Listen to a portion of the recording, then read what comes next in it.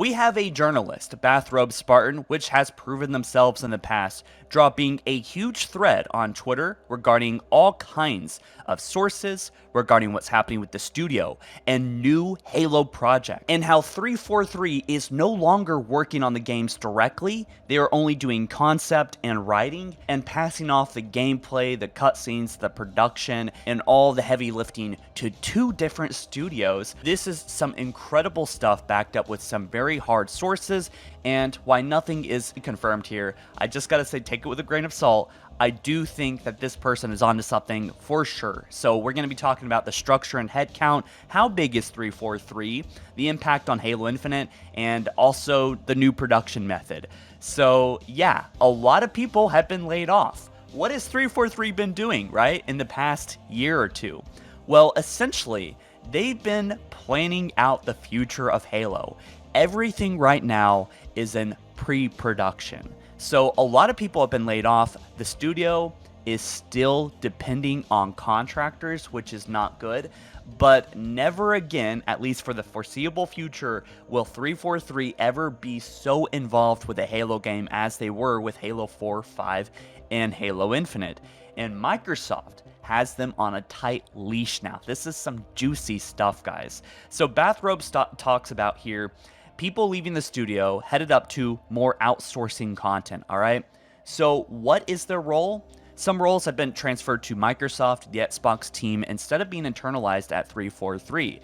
And I think it's pretty clear based off all these sources that Bathrobe talks about and these conclusions that they have drawn from many people coming out basically anonymously, probably people that worked at 343 or still do, talking about how many of the staff are not pleased to see the leadership has not learned from basically the contractor problem that led to Halo Infinite's disaster in the first place. But also, it seems that 343, and I've been saying this for quite some time, and you could probably see it yourself, this company is smaller and kind of weaker than it ever has been. It's not a big powerhouse of 700 people anymore. In fact, up to 12 sources, according to Bathrobe, are saying that it appears to be less than 280 people, and only 30% of them are related to game content production. Many are business-oriented roles and producers. This is why I think we have probably gotten everything wrong. 343 is not directly working on Halo 7 in the side Halo game. There is 2 games probably in the works, and we've been saying this for quite some time. There's been evidence, possibly 3, but at least likely 2, and that is one in the US and one in the UK. Probably Certain Affinity, maybe Creative Assembly, I'm not sure where they're located, but it could be one of these studios, at least for the US one, right? So yes, a lot of people have not updated their LinkedIn profiles. They're not working at 343. The studio is so small, and that's because it seems that 343 is taking a different position than it ever has before. It is just going to be one, well, that's actually not true with Halo Wars 2. So they did a lot of pre-production, they did a lot of hand-holding, but essentially handed off the production over to another studio, just like they did with Halo Wars 2, right? So that's what they're probably going to be doing with 2 new Halo projects, which we will talk about soon. We have a little bit of detail possibly about that. So what was the impact that Halo Infinite had on 343? Well, the budget allowed to 343 has been severely impacted and controlled. And from people who left, this is why recruiting new profiles took longer than expected and pushed people to leave. And key roles could not be replaced in time to finish content, right? So ultimately, this is kind of a good thing. 343 is going to basically be managing the new Halo games, just like we suspected, just like basically actually countering what we heard a couple years ago, when Bonnie Ross left, when so many people also at the studio got laid off from all these, layoffs. This would make sense, right? And they say there's this also caused some problems with the Forge maps, right? The juicy stuff here, though, is the new production method. 343 has shifted to a new way of doing things, right? Separating leading development and production. This also makes sense because they fired off the entire campaign team just about, including Joseph Staten, right, which was the campaign lead, which would make sense that obviously this studio is no longer working on Halo games. They're going to be doing concept and pre-production and probably some kind of roles that will help the third-party studio work on the game, but obviously 343 will not be developing the game in-house, right? They'll probably be doing some small things for reference, but recruiting less content creating roles, they say. There's actually 2 partnered studios, US and EU, contracted to work on 2 separated projects this way. So one appears to be a PvP, bigger scale oriented project, legacy of what was started for Infinite years ago. Now that might be the Certain Affinity project that is going to be the standalone multiplayer, or Project Tatanka that we've heard so much about, that it's been going in and out. It maybe has separated from the Slipspace engine, has gone fully into the Unreal Engine and kind of had to start over.